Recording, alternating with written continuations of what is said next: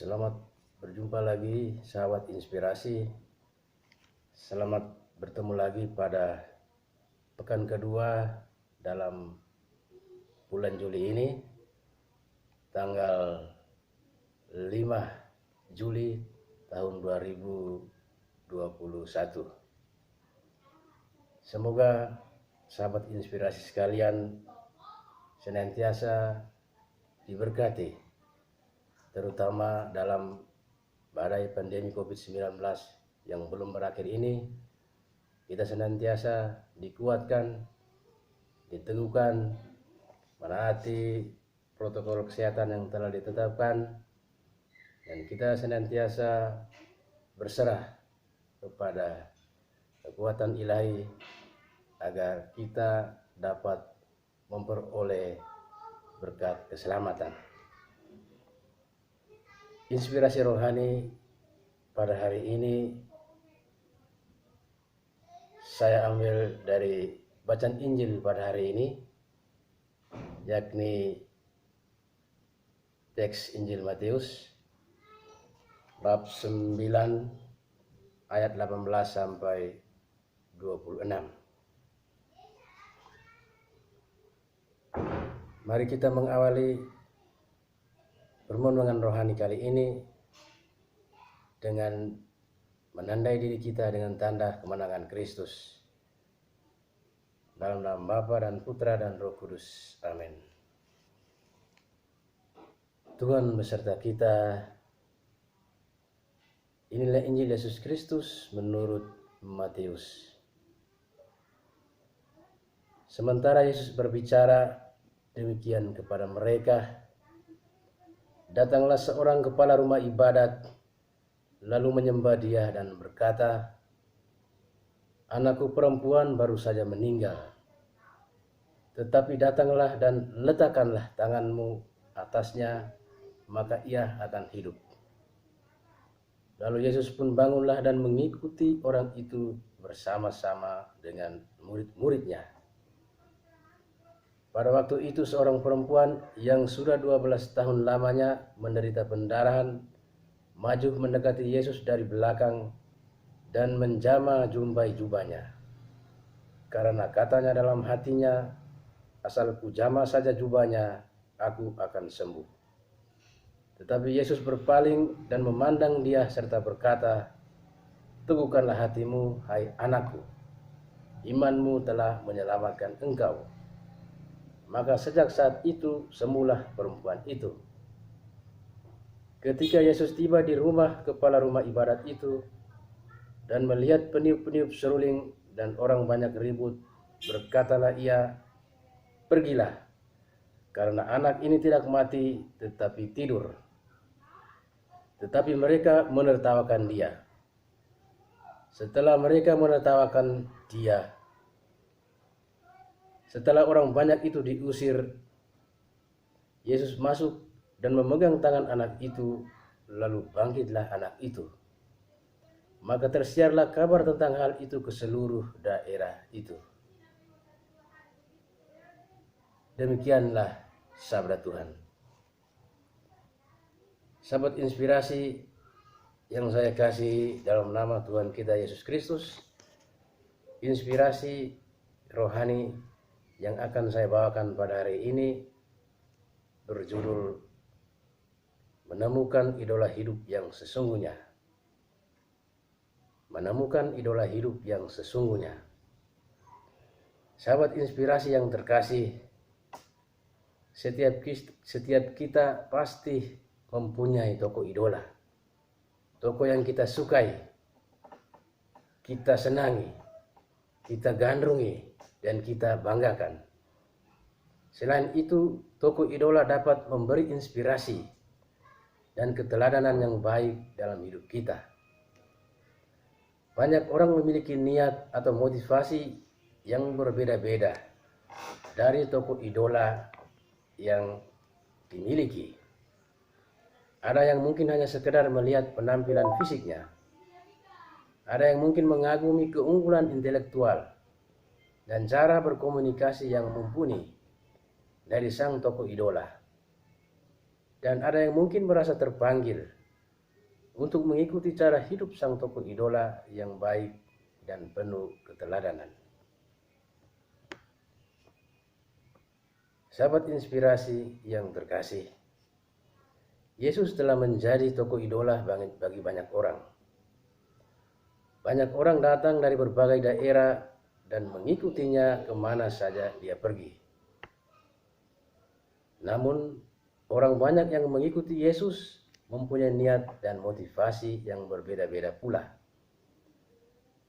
Ada yang datang karena merasa heran dengan aksi mujizat yang telah dilakukannya.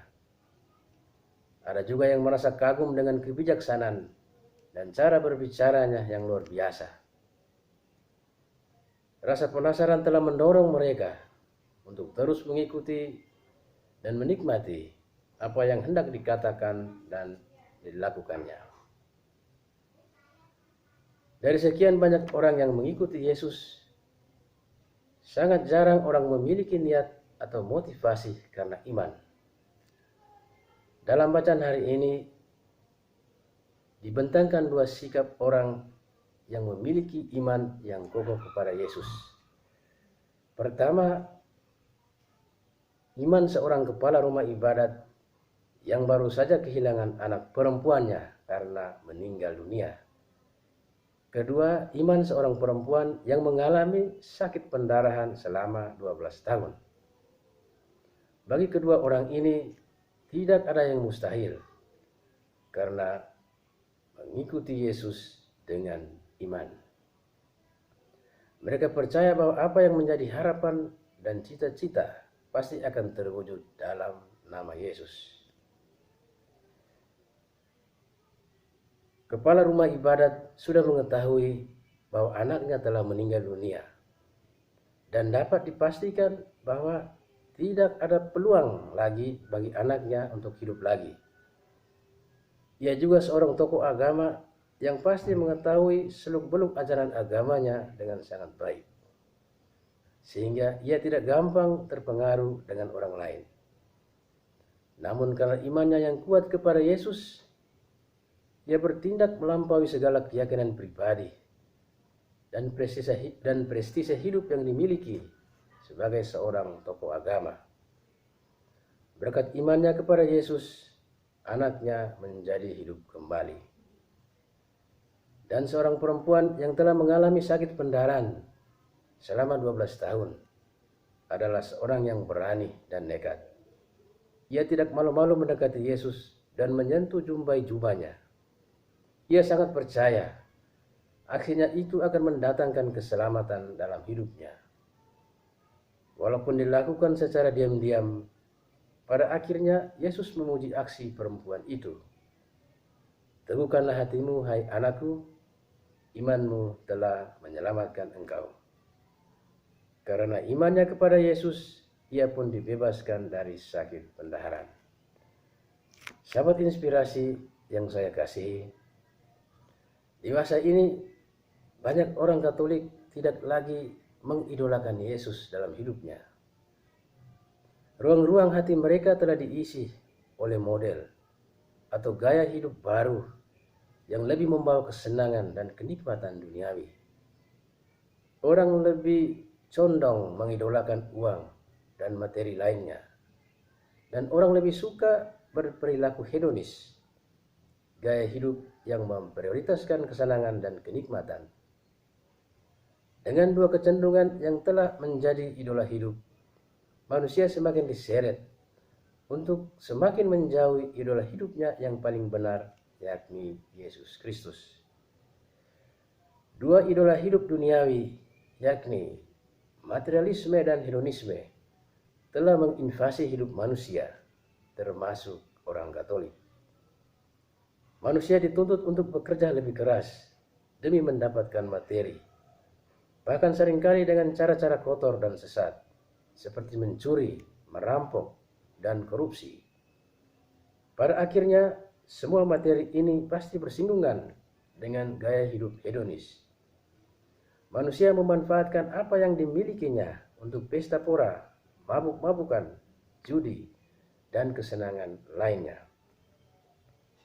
Sahabat inspirasi yang terkasih, Badai COVID-19 yang masih melanda negeri dan wilayah kita menyiratkan pesan yang sangat mendalam. Pandemi COVID-19 sebenarnya sementara menguji dan menantang kadar keimanan kita kepada Tuhan. Kita diajak untuk menepi dan berdiam dalam kesendirian untuk mencari Tuhan dan kembali membangun relasi pribadi yang lebih akrab dengannya. Mungkin sebelum badai ini datang, kita lebih sibuk untuk mengejar materi dan berperilaku hedonis. Dan kita entah sengaja atau tidak melupakan Dia yang telah menjadikan kita di atas dunia ini.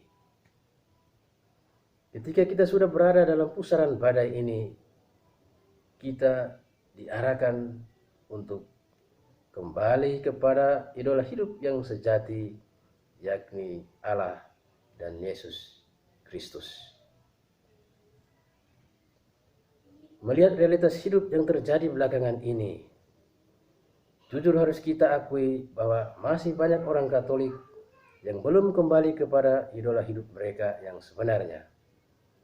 Ketika diberi ruang untuk menyelenggarakan pesta iman, seperti pesta permandian, komuni suci, dan perkawinan, banyak orang Katolik yang merayakannya dengan mengundang banyak orang dan membuat resepsi yang besar. Tentu saja dengan anggaran yang tidak sedikit pula. Walaupun sudah dibatasi dengan aturan atau protokol kesehatan, tetapi ada saja celah yang dipakai oleh orang Katolik untuk memuluskan apa yang menjadi harapan dan keinginannya. Dalam hal ini, manusia masih mengidolakan pola hidup materialistis dan hedonis, sehingga tidak akan mudah melepas atau meninggalkannya. Sahabat inspirasi yang saya kasihi dalam nama Tuhan kita Yesus Kristus, hari ini sebagai orang beriman, kita semua diajak untuk menemukan kembali idola hidup yang paling sejati, yakni Tuhan Allah dan Tuhan Yesus Kristus. Kita kembali kepada hakikat Dwi Tunggal oleh karena iman dan bukan karena kepentingan yang lain. Kita mau membangun relasi yang lebih intim dengan Dia, karena kita yakin dalam iman kita pasti mendapatkan kebaikan. Terutama dalam badai COVID-19, kita semua akan dikuatkan dan diberi keselamatan. Di atas semua itu, sebagai orang Katolik, kita akan semakin dicerahkan untuk berperilaku sebagai orang yang sungguh-sungguh Katolik. Kita mau meninggalkan idola hidup lama yang tidak benar dan kembali kepada idola hidup kita yang paling hakiki. Amin. Tuhan memberkati. Dalam nama Bapa dan Putra dan Roh Kudus. Amin.